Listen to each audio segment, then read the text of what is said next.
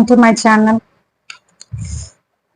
ఇవాళ మనం క్లాస్ లో ఫార్మస్యూటిక్స్ నుంచి ఇంకో టాపిక్ నేర్చుకున్నామండి. మనం ఫార్మస్యూటిక్స్ లో కంప్లీట్ చేసుకున్న ఏమేంటంటే ప్రిస్క్రిప్షన్, టాబ్లెట్స్, క్యాప్సూల్స్ కంప్లీట్ చేసుకున్నాము. ప్రిస్క్రిప్షన్ లోంచి కంపల్సరీ 1 or 2 క్వశ్చన్స్ వస్తాయి. టాబ్లెట్ నుంచి, క్యాప్సూల్స్ నుంచి ఈచ్ క్వశ్చన్ ఎక్స్పెక్ట్ చేయొచ్చు మనం ప్రతి ఫార్మ్ ఆఫ్ కాంపిటేటివ్ ఎగ్జామ్ లో.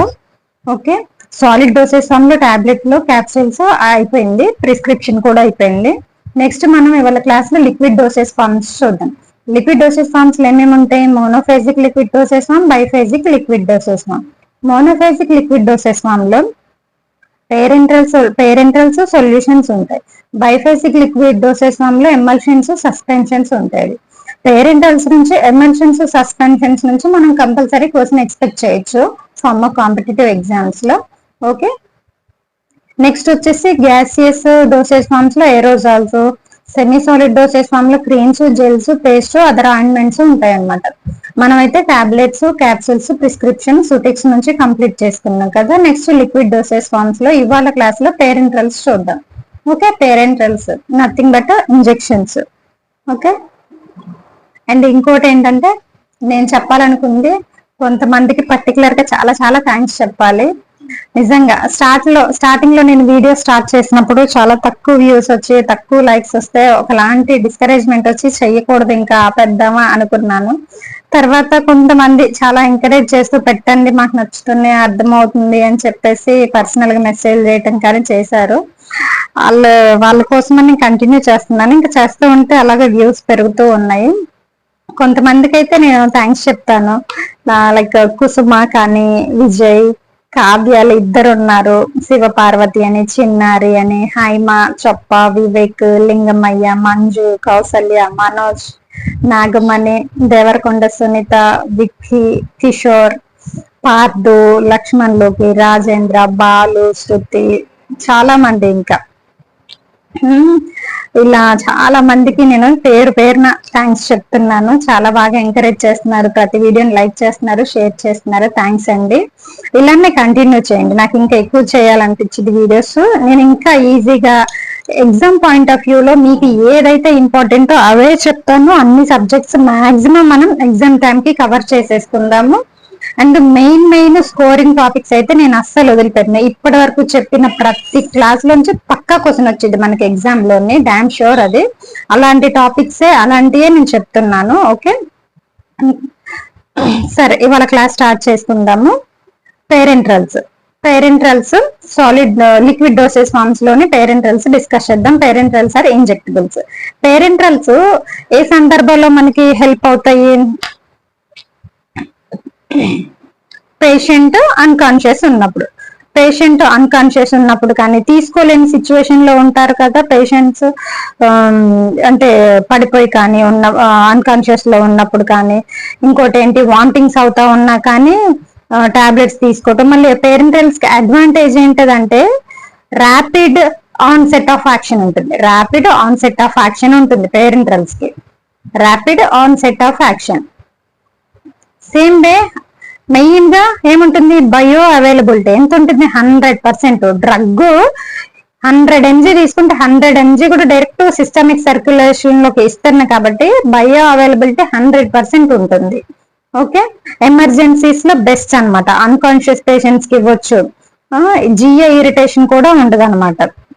ఓకే, దిస్ ఈజ్ అబౌట్ పేరెంట్రల్స్ కి టాబ్లెట్స్ కి చిన్న డిఫరెన్స్ చెప్పి జస్ట్ ఇంట్రడక్షన్ చెప్పేసి నేను మీకు క్లాస్ స్టార్ట్ చేస్తా.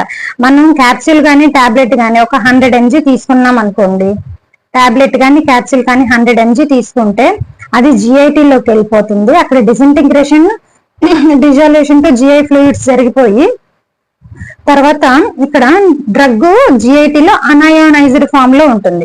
అనాయోనైజ్డ్ ఫామ్ లో ఉన్న ఈ డ్రగ్ మెంబ్రెన్ ని క్రాస్ చేసి లివర్ లోకి వస్తుంది.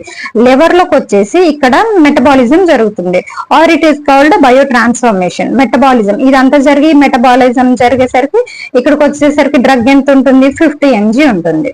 50 mg ఉన్న డ్రగ్ ఇక్కడ నుంచి సిస్టమిక్ సర్క్యులేషన్ లోకి వెళ్ళి పనిచేసేసరికి 50 mg అవుతుంది. సో ఇక్కడ టాబ్లెట్లు కానీ క్యాప్సూల్స్ కానీ తీసుకుంటే బయో అవైలబిలిటీ ఏముంది, తగ్గిపోతుంది, బయో అవైలబిలిటీ తగ్గుతుంది.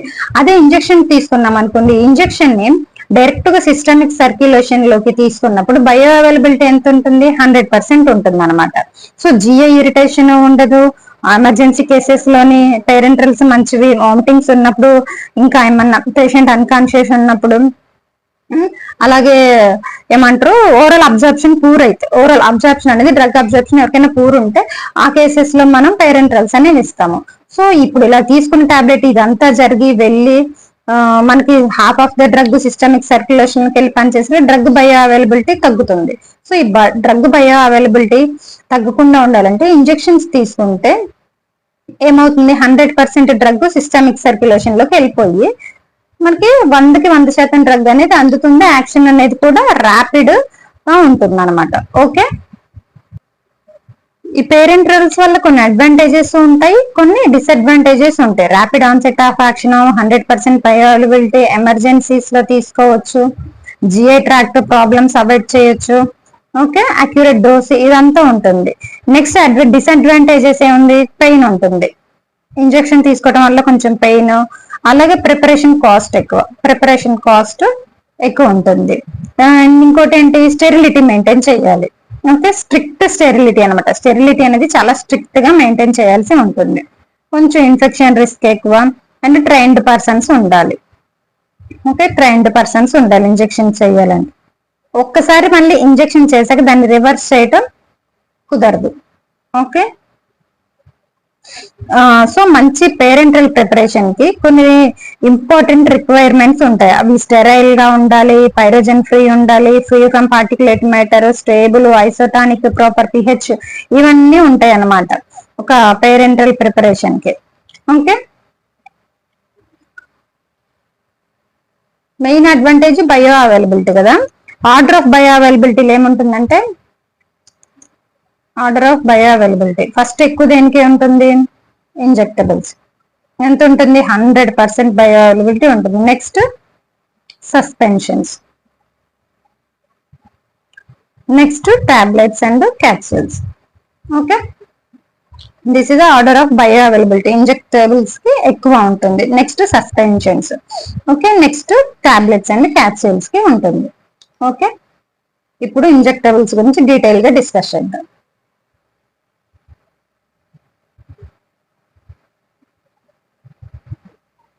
ఇంజెక్టబుల్స్ ని ఎక్కడ ఇంజెక్ట్ చేస్తాం, డైరెక్ట్ గా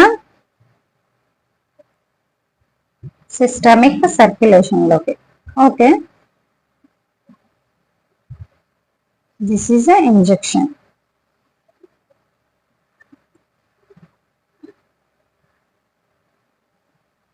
డ్రగ్, మరి డ్రగ్ ని ఇంజెక్షన్ ని డైరెక్ట్ గా సిస్టమిక్ సర్క్యులేషన్ కి ఇంజెక్ట్ చేసినప్పుడు వెళ్తుంది కదా, మళ్ళీ వెళ్ళి ఎక్కడ బైండ్ అవ్వాలి, ఇలా సిస్టమిక్ సర్క్యులేషన్ లోకి వెళ్ళిన డ్రగ్ బ్లడ్ లో ఉన్న ప్రోటీన్స్ తో బైండ్ అవుతుంది. బ్లడ్ లో ఉన్న ప్రోటీన్స్ ఏంటవి, albumin, alpha glycoprotein. Albumin, alpha glycoprotein ఇలా ఇంజెక్షన్ ద్వారా బ్లడ్ లోకి ఇంజెక్షన్ ద్వారా తీసుకున్న డ్రగ్ వెళ్ళి బ్లడ్ లో ఉన్న ప్రోటీన్స్ కి బైండ్ అవుతుంది. బ్లడ్ లో ఉన్న ప్రోటీన్స్ ఏంటివి, albumin, alpha glycoprotein. Most of the drugs, అన్ని డ్రగ్స్ కూడా బైండ్ అయ్యేది ఆల్బ్యూమిన్ కి. All drugs bind to albumin to show it's action అనమాట. ఆల్ఫా గ్లైకోప్రోటీన్ కి ఏమేమి డ్రగ్స్ బైండ్ అవుతాయి అంటే, only basic drugs systemic circulation లోకి ఎంటర్ అయిపోయి ఆల్ఫా గ్లైకోప్రోటీన్ కి బైండ్ అయిపోతాయి. ఆ బేసిక్ డ్రగ్స్ ఎగ్జాంపుల్స్ ఏమేమి ఉన్నాయి, లైక్ లిగ్నోకైన్, క్వినిడిన్, నెక్స్ట్ ఇంకో డ్రగ్ ఇమిప్రమిన్.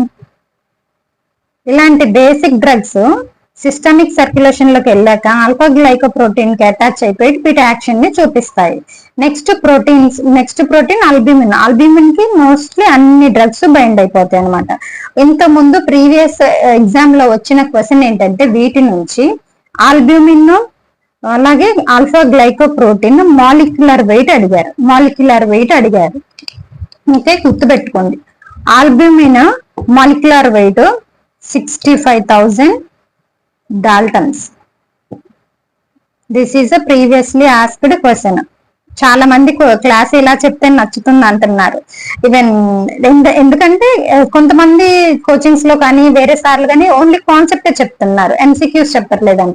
ఇంకొంతమంది ఎంసీక్యూస్ చెప్తున్నారు, కాన్సెప్ట్ చెప్పట్లేదంట. నేను కాన్సెప్ట్ చెప్తూ ఇలా ఎంసీక్యూస్ చెప్తూ ప్రీవియస్ ఇయర్ క్వశ్చన్స్ కూడా క్లాస్ లోనే కవర్ చేయడం చాలా మందికి నచ్చుతుందని చెప్తున్నారు.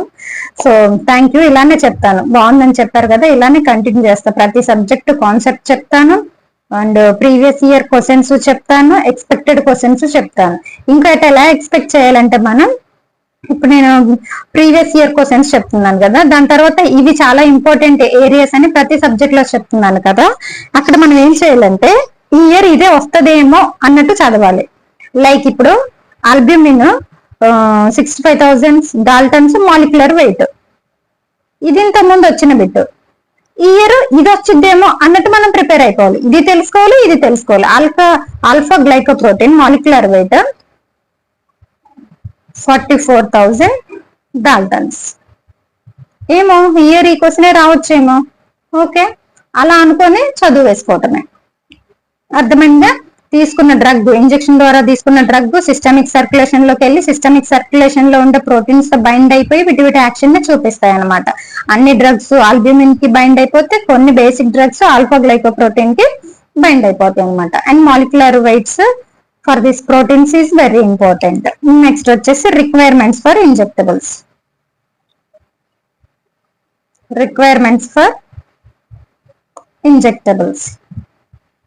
రిక్వైర్మెంట్స్ ఫర్ ఇంజెక్టబుల్స్ ఏముండాలి చెప్పండి? ఇంజెక్టబుల్స్ ఇందాక చెప్పాను అడ్వాంటేజెస్ లో ఏముండాలి? పైరోజన్ ఫ్రీ ఉండాలి. నెక్స్ట్ పార్టికులేట్ మ్యాటర్ ఫ్రీ ఉండాలి. నెక్స్ట్ స్టెరైల్, ఐసోటానిసిటీ ఎక్స్ప్లెయిన్ చేస్తాను, ఇవన్నీ ఉండాలి. ఓకే, మనం ఇంజెక్టబుల్స్ ఎందుకు తీసుకుంటున్నాము? 100% బయో అవైలబిలిటీ ఉంటుంది. అండ్ ఇంకోటి బయో అవైలబిలిటీకి డెఫినేషన్ రాసుకోండి. బయో అవైలబిలిటీ మనకైతే అర్థమైంది, కానీ టెక్స్ట్ బుక్ ఓరియంటెడ్ మీనింగ్ వచ్చేసి rate and extent of drug that reaches systemic circulation. Rate and extent of drug that reaches systemic circulation. Rate and extent of drug that reaches systemic circulation. మనం injectables తీసుకోవడానికి కారణం 100% bio availability ఉంటుందని. Okay, and bio availability represented by F.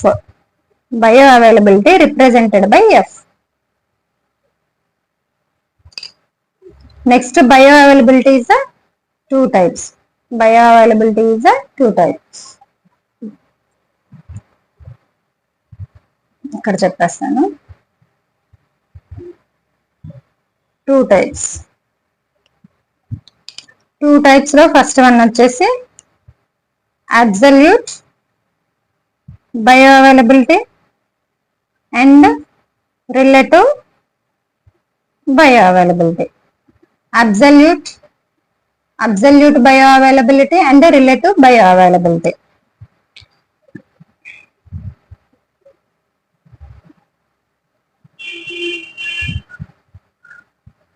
Formula AUC by dose.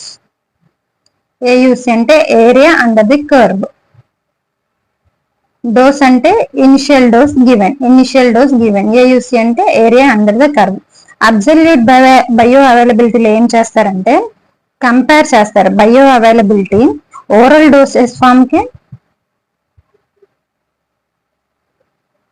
Injectable doses form కి bioavailability compare చేస్తారు.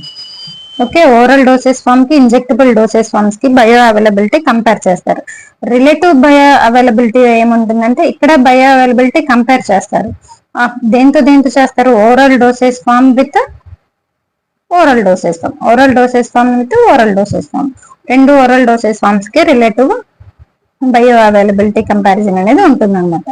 Okay, this is the formula. Absolute బయో అవైలబిలిటీకి BA is equal to F is equal to AUC by dose.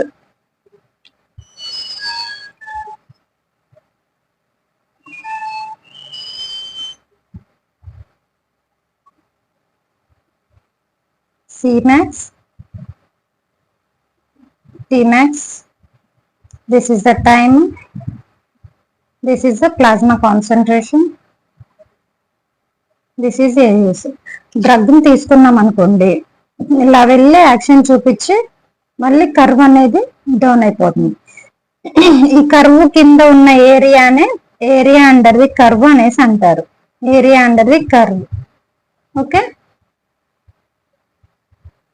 ఇక్కడ ఇంకొక parameter ఉంటుంది, bio equivalence.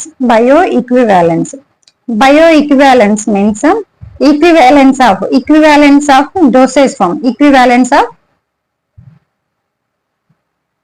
Dosage form inside the body, inside the body. చెప్పాక ఇందులో important points ఏంటో కూడా చెప్తాను. అండ్ బయో ఈక్వివాలెన్స్ కి పారామీటర్స్ ఏమేమి ఉంటాయంటే AUC, Cmax, Tmax. Bioequivalence parameters. Cmax ఏ రేంజెస్ లో ఉండాలంటే 80 to 125 రేంజెస్ లో ఉండాలి.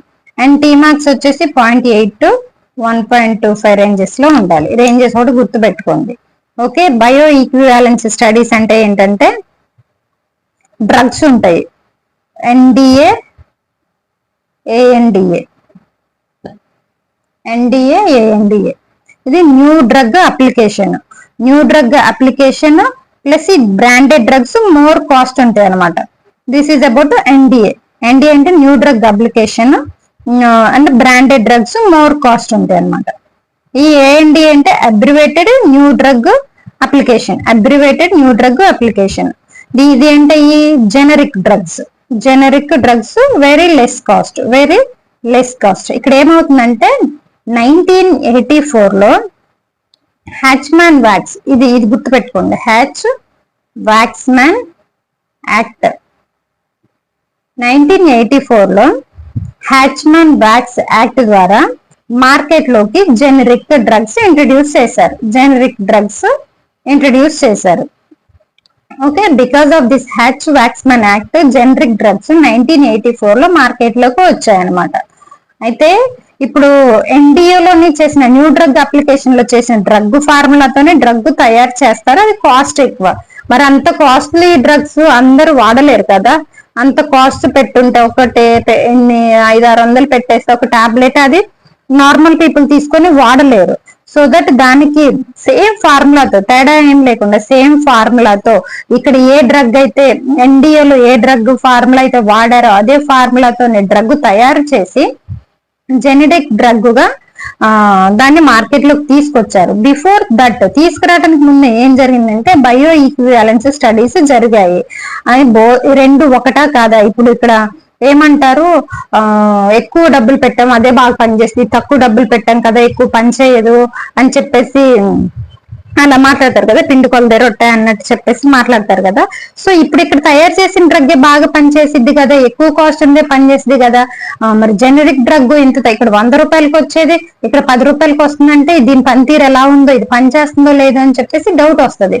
సో దట్ అక్కడ ఏం చేశారంటే ఈ డ్రగ్ ఎన్డిఏలో ఏ డ్రగ్ అయితే బ్రాండెడ్ డ్రగ్ అని చెప్పేసి అమ్ముతున్నారో ఎక్కువ రేటుకి అదే డ్రగ్ ఫార్ములా యూజ్ చేసి ఇంకో డ్రగ్ తయారు చేసి దాన్ని కూడా ఎక్స్పెరిమెంట్ చేసి చెక్ చేశారనమాట.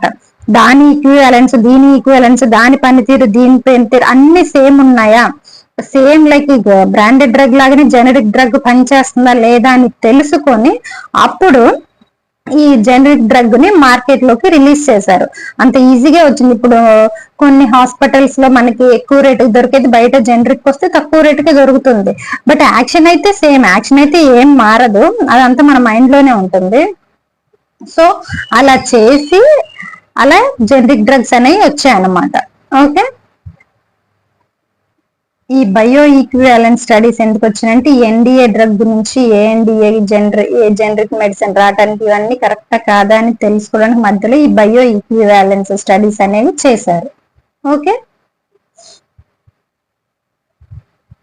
ఈక్వివాలెన్స్ ఆఫ్ బయో ఈక్వివాలెన్స్ ఇది ఇంతవరకు అయిపోయింది. నెక్స్ట్ పేరెంట్స్ రైట్స్ గురించి డీటెయిల్ గా డిస్కస్ చేద్దాం.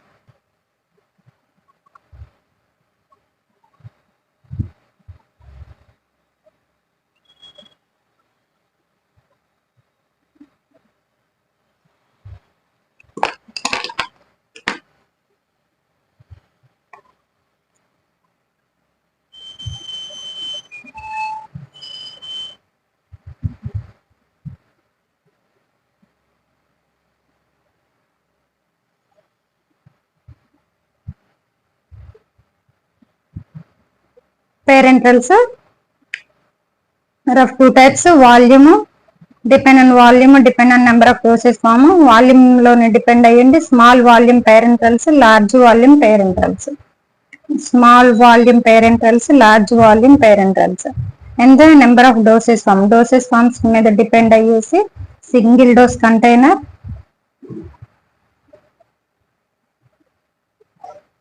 Multi dose container, single dose container, multi dose container. Small volume పేరెంటల్స్ అంటే స్మాల్ వాల్యూమ్ పేరెంటల్స్ లో డ్రగ్ అనేది ఎంత ఎంఎల్ వరకు ఉండాలి? Okay, less than 100 ml. అదే లార్జ్ వాల్యూమ్ పేరెంటల్స్ అంటే డ్రగ్ అనేది ఎంత ఎంఎల్ వరకు ఉండొచ్చు? Greater than 100 ml. ఎగ్జాంపుల్స్ ఏంటి లార్జ్ వాల్యూమ్ పేరెంటల్స్ కి? ఇంత ముందు అడిగిన క్వశ్చన్ ఇది. లార్జ్ వాల్యూమ్ పేరెంటల్స్ అంటే సింగిల్ డోస్ ఇచ్చేస్తారు. ఎగ్జాంపుల్ చెప్పగానే మీకు అర్థమైపోతుంది.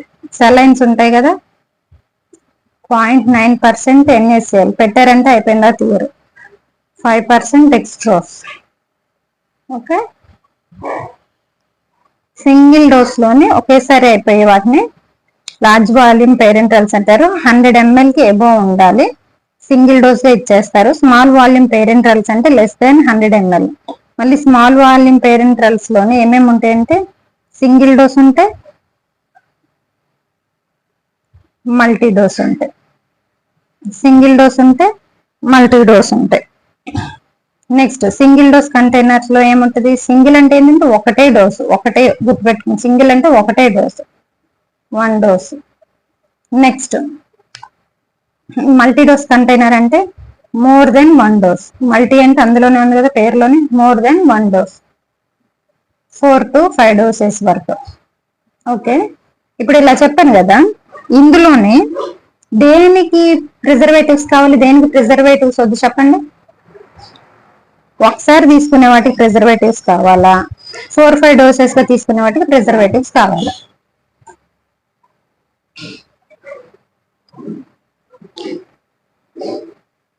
సింగిల్ డోస్ కా?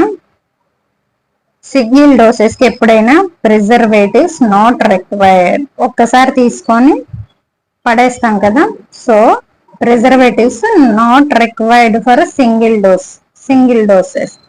And preservatives required for multi doses. Okay, multi dose containers, preservatives required for multi dose containers.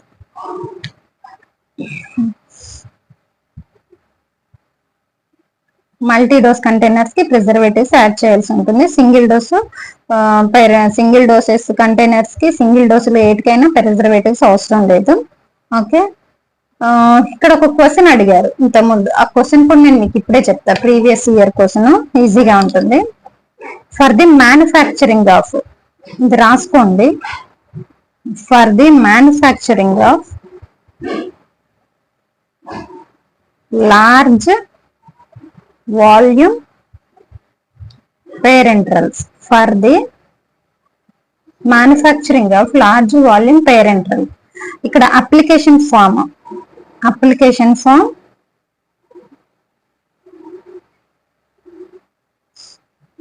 Licence, మనం ఏ అప్లికేషన్స్ పెడితే వాళ్ళు ఏ లైసెన్స్ ఇస్తారు, లార్జ్ వాల్యూమ్ పేరెంటల్స్ ప్రిపేర్ చేయడానికి మనం సిడిఎస్ఈ వాళ్ళకి ఎలాంటి అప్లికేషన్ పెట్టాలి, ఏ అప్లికేషన్ నెంబర్ పెట్టాలి, వాళ్ళు మనకి తిరిగి ఇచ్చే లైసెన్స్ ఏ నెంబర్ లో ఉంటుంది.